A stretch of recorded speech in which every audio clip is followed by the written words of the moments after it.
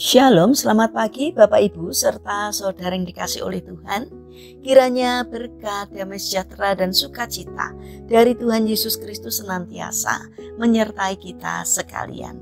Sebelum kita mendengarkan firman Tuhan dan renungan, marilah kita berdoa.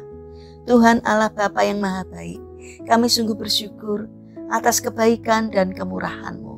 Karena Engkau Tuhan yang selalu melindungi dan memberikan pertolongan dalam kehidupan kami. Jika saat ini kami akan mendengarkan firman-Mu, kami memohon Tuhan mengurapi kami dengan Roh Kudus-Mu agar kami dapat mengerti dan memahami apa yang Tuhan sampaikan kepada kami. Sehingga iman dan karakter kami semakin hari semakin baik dan semakin berkenan di hati Tuhan. Mampukan kami untuk menjadi anak-anak-Mu yang mentaati firman-Mu. Terima kasih Tuhan. Di dalam nama Tuhan Yesus Kristus kami sambut berkat firman-Mu. Amin. Bapak Ibu serta saudara yang terkasih, bacaan firman Tuhan saat ini diambil dari TP2, Kitab Mazmur pasal 119 ayat 9. Demikianlah sabda Tuhan. Bagaimana orang muda menjaga kelakuannya agar tetap murni? Dengan berpegang pada firman-Mu. Tema renungan saat ini adalah hidup bersih dengan firman Tuhan. Bapak Ibu serta saudara yang dikasih oleh Tuhan, memang banyak godaan bagi anak-anak Tuhan untuk hidup tetap bersih dan benar sesuai dengan yang diinginkan oleh Tuhan. Dalam pergaulan, anak-anak muda akan bertemu dengan teman-temannya yang selalu mengajak mereka untuk berbuat tidak baik. Misalnya di kalangan remaja, ada yang mengajari untuk merokok, minum minuman keras, mengganggu orang lain, mencuri, atau bahkan melawan orang tua. Banyak bahaya dan jerat yang mengepung anak-anak Tuhan. Rasul Paulus pernah memperingatkan anak rohaninya Timotius untuk menjauhi nafsu orang muda. 2 Timotius 2 ayat 22. Walaupun manusia sudah mendapatkan anugerah dari Tuhan, namun hati manusia masih sering condong kepada sifat lama mereka untuk menjauh dari Allah, untuk memuaskan berbagai nafsu daging mereka. Betapa rentannya hati anak-anak muda untuk hidup di dalam kesenangan-kesenangan yang dilarang dan terjatuh ke dalam dosa.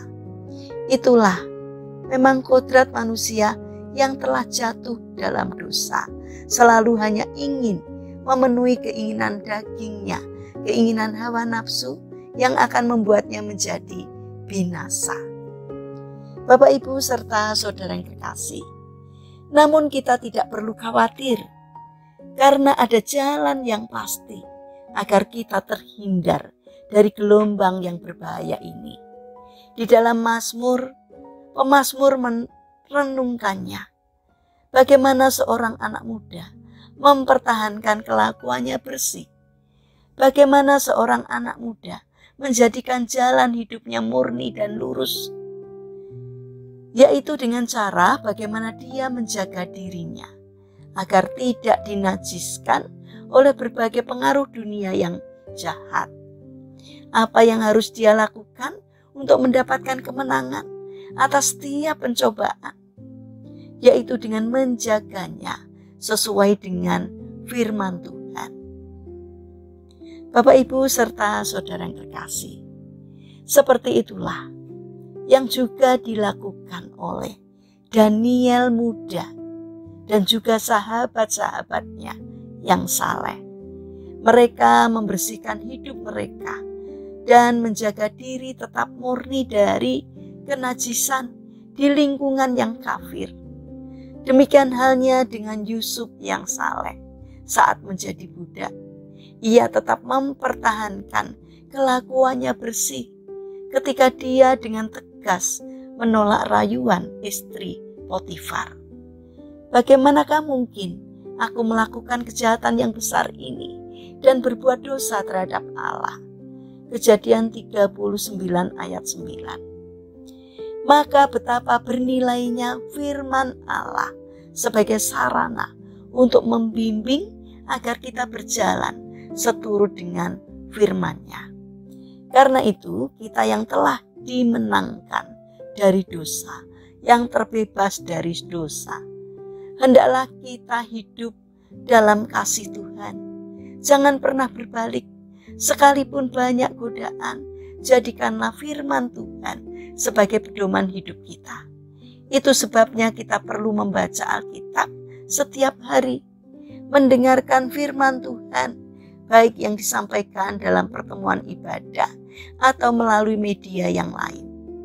Karena hanya firman Tuhan itulah yang selalu mengingatkan kita bila jalan kita telah salah. Firman Tuhan itu yang akan mengajari kita, mendidik kita dalam kebenaran setiap hari. Mari kita berdoa. Tuhan Yesus yang Maha Baik, ajarilah kami untuk mencintai firman-Mu, supaya kami terhindar dari godaan dosa yang setiap hari mengincar kami.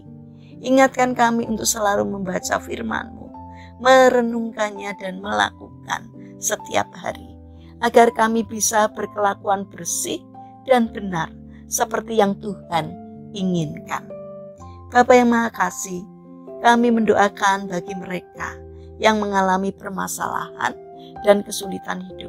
Kiranya Tuhan berkenan hadir untuk menolong mereka.